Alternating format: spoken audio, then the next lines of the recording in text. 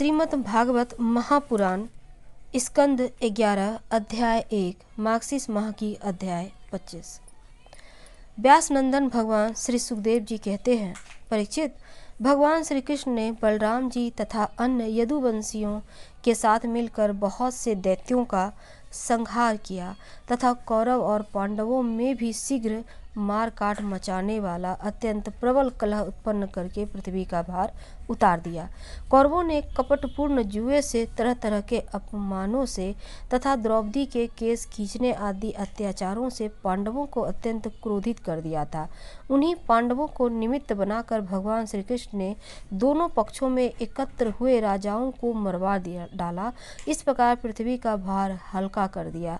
अपने बाल सुरक्षित वंशियों द्वारा पृथ्वी के भार राजा और उनकी सेना का विनाश करके प्रमाणों के द्वारा ज्ञान के विषय न होने वाले भगवान श्री कृष्ण ने विचार किया कि लोक दृष्टि से पृथ्वी का भार दूर हो जाने पर भी वस्तुतः मेरी दृष्टि से अभी तक दूर नहीं हुआ, क्योंकि इस पर कोई विजय नहीं प्राप्त कर सका। वह यदुवंश अभी पृथ्वी पर विद्यमान है। यह यदुवंश मेरे आश्रित है और हाथी, घोड़े, जनबल, घनबल आदि विशाल वैभव के कारण उत्शृंखल हो रहा है।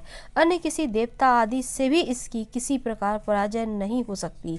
बांस के वन में परस्पर संघर्ष से उत्पन्न अग्नि के समान इस यदुवंश में भी परस्पर कलह खड़ा करके मैं शांति प्राप्त कर सकूंगा। इसके बाद अपने धाम में जाऊंगा। राजन, भगवान सर्वशक्तिमान और सत्य संकल्प है। उन्होंने इस प्रकार अपने मन में निश्चय करके ब्राह्मणों के शाप के बहाने अपने ही वंश का संहार कर डाला। सबको समेट कर अपने धाम ले गए। परीक्षित, भगवान को वह मूर्ति त्रिलोकी के सौंदर्य का तिरस्कार करने वाली थी। उन्होंने अपनी सौंदर्य माधुरी से सबके नेत्र अपनी ओर आकर्षित कर लिए। उनकी वाणी, उनके उपदेश परम मधुर दिव्याति दिव्य थे। उनके द्वारा उन्हें स्मरण करने वालों के चित्त उन्होंने छीन लिए थे। उनके चरण कमल त्रिलोक सुंदर थे। जिसके उनके एक चरण चिन्ह का भी दर्शन जिसने कर लिया, उसको बहिर्मुखता दूर भाग गई।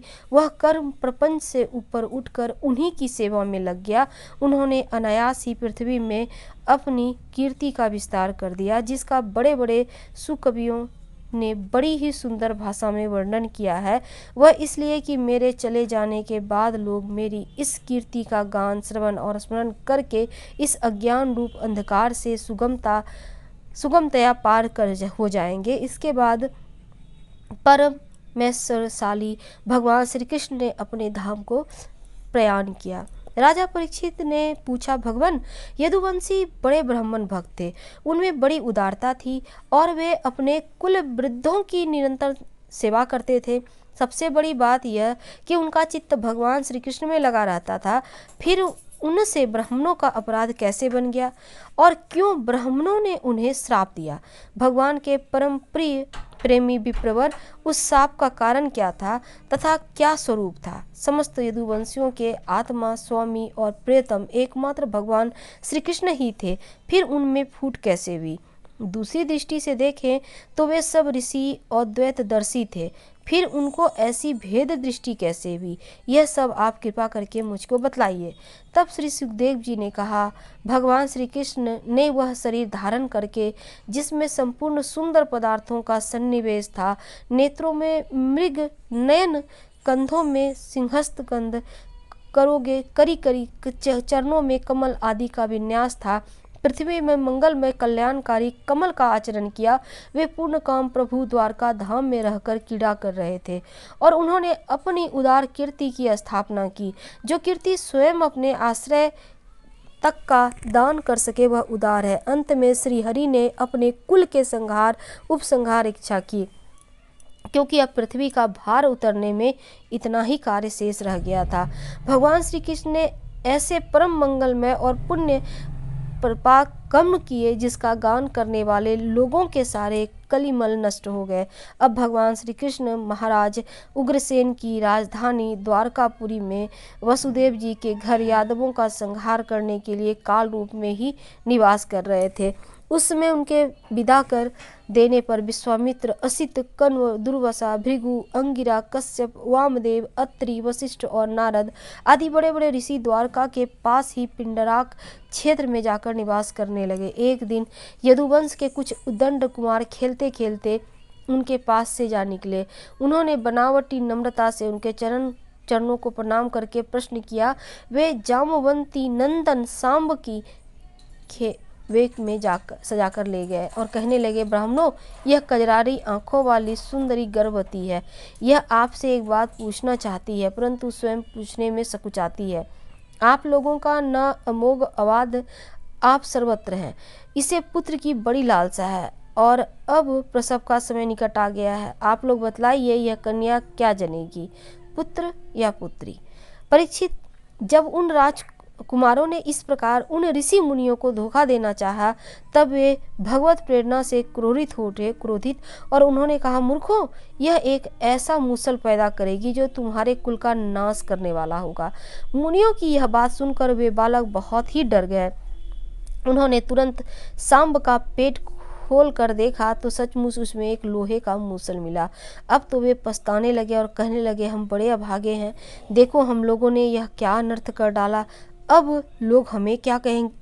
इस प्रकार वे बहुत ही घबरा गए और मूसल लेकर अपने निवास स्थान में गए। उस समय उनके चेहरे फीके पड़ गए थे, मुख कुम्हला गए थे।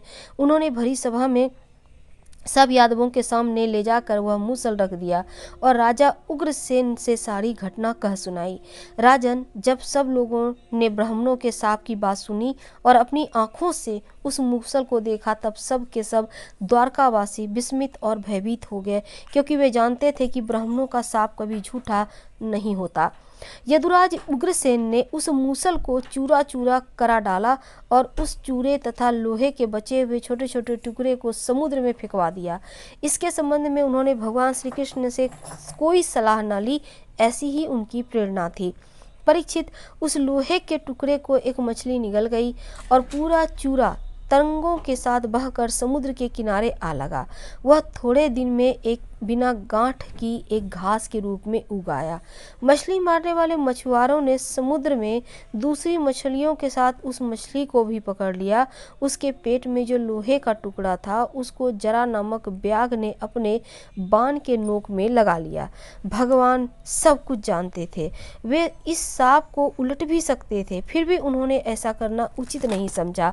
काल रूपधारी प्रभु ने ब्राह्मणों के शाप का अनुमोदन किया। श्रीमद् भागवत महापुराण स्कंद 11 अध्याय 1 मार्गशीर्ष माह की अध्याय कथा 25 समाप्त होती है। अगले कथा के साथ हम आपसे कल मिलेंगे। हर हर महादेव। धन्यवाद।